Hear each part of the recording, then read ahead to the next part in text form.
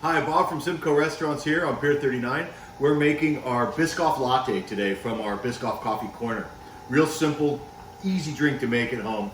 You take the Biscoff cookie butter in the about 2 tablespoons in the microwave for about 25-30 seconds till it's melted with a nice fresh hot shot of espresso.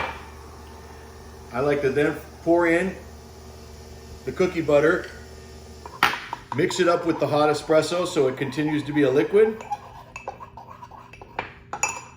Then we're going to pour in our hot milk.